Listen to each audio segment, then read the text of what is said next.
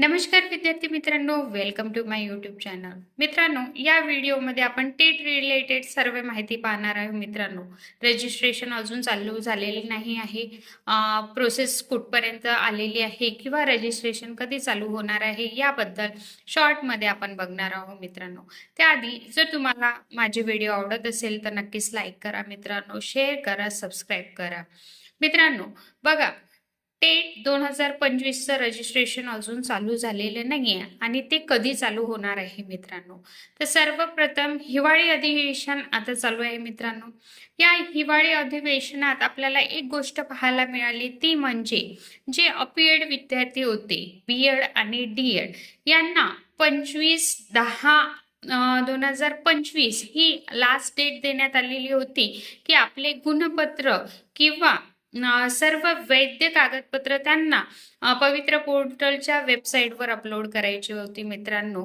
पण काही उमेदवारांनी गुणपत्रिका अपलोड केल्या गेल्या नसल्यामुळे बघा 2000 काहीतरी विद्यार्थी होते. अशा विद्यार्थ्यांना गुणपत्रिका अपीएड विद्यार्थ्यांना काय करायची होती, अपलोड करायची होती पवित्र पोर्टलच्या रजिस्ट्रेशनसाठी. त्यामधून काही विद्यार्थ्यांनी किंवा उमेदवारांनी ही प्रोसेस केली नाही, त्यामुळे 2700 विद्यार्थ्यांचा निकाल हा रद्द करण्यात आलेला आहे मित्रांनो. म्हणजे एवढ्या उमेदवारांना आता पवित्र पोर्टलवर रजिस्ट्रेशन करता येणार नाही आहे. पवित्र पोर्टलच्या टेट 2025च्या भरतीतून ते बाद झालेले आहे मित्रांनो. म्हणजे पवित्र पोर्टलचा राऊंड 1 आणि 2 2025 साठी ते आता ऍप्लिकेबल नसणार आहे मित्रांनो. राहिली गोष्ट रजिस्ट्रेशन कधी चालू होणार आहे मित्रांनो. तर बघा, हिवाळी अधिवेशनात हा प्रश्न विचारला गेला होता की रजिस्ट्रेशन कधीपर्यंत चालू होणार आहे. तर तिथून आपल्याला आन्सर असं आलं की येत्या 8 ते 10 दिवसात आम्ही रजिस्ट्रेशन चालू करू मित्रांनो. पण प्रश्न असा आहे की अजूनपर्यंत संच मान्यताची जी प्रोसेस आहे ती पूर्ण झालेली नाही आहे मित्रांनो. आणि त्यानंतर जे अतिरिक्त शिक्षक होते त्यांचं समायोजन पहिले त्यांना करावं लागणार आहे मित्रांनो. तर जेव्हा ह्या अतिरिक्त शिक्षकांचं समायोजन कुठेतरी होईल त्यानंतर पवित्र पोर्टलवर रजिस्ट्रेशन चालू होऊ शकते मित्रांनो. म्हणजे आता ह्या अधिवेशनानंतर एक 8 ते 10 दिवसात आपल्याला सांगितलं आहे की आम्ही रजिस्ट्रेशन प्रोसेस ही चालू करू मित्रांनो.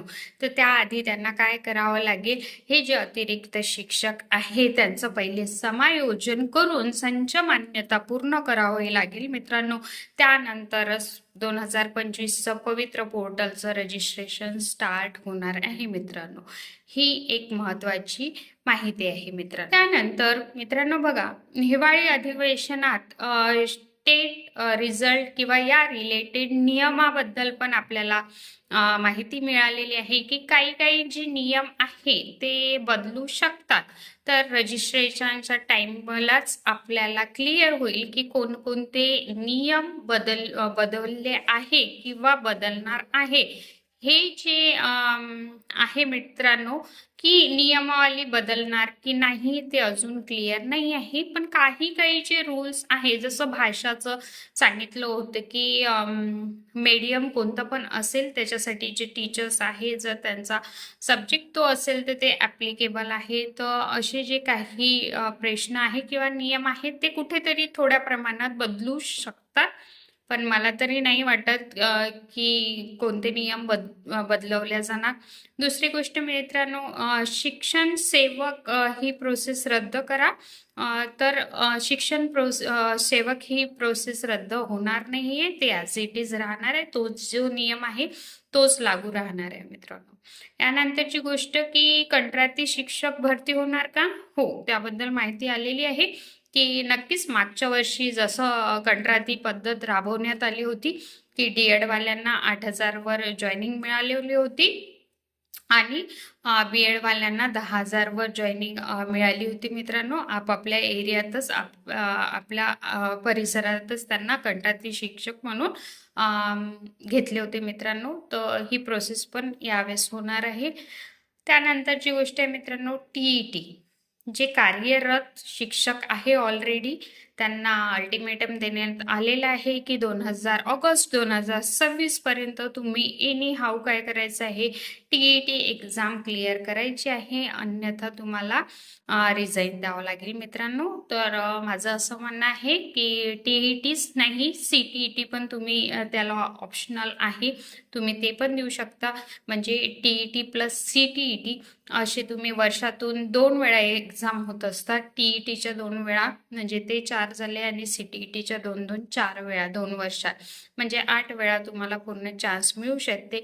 TET हे एवढीच ॲप्लिकेबल आहे CTETच्या, म्हणजे तुम्ही TET पास करा किंवा CTET पास करा, दोन्ही तुम्ही काय असणार, ॲप्लिकेबल असणार.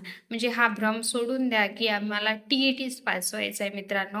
येत्या 8 फेब्रुवारीला CTETची एक्झाम होणार आहे आणि फॉर्म 18 तारखेपर्यंत चालू आहे.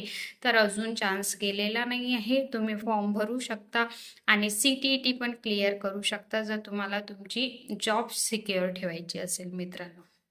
राहिली गोष्ट TET ही जी लास्ट मंथमध्ये 23 तारखेला एक्झाम झाली होती, त्याची प्रोव्हिजनल आन्सर की किंवा त्याचा रिझल्ट कधी लागणार आहे.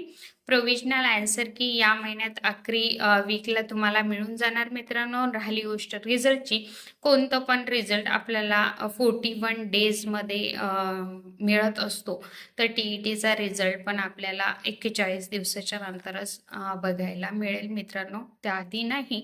प्रोव्हिजनल आन्सर की तुम्हाला ह्या महिन्यात नक्कीच मिळून जाईल आणि पुढच्या महिन्यात आपला TETचा निकाल लागेल मित्रांनो. जर तुम्हाला माहिती आवडली असेल तर नक्कीच लाईक करा, शेअर करा, सबस्क्राईब करा. कोणताही प्रश्न TET किंवा CTET किंवा टेटबद्दल तुम्हाला जर विचारायचा असेल तर नक्कीच मला कमेंट्स करा मित्रांनो. धन्यवाद.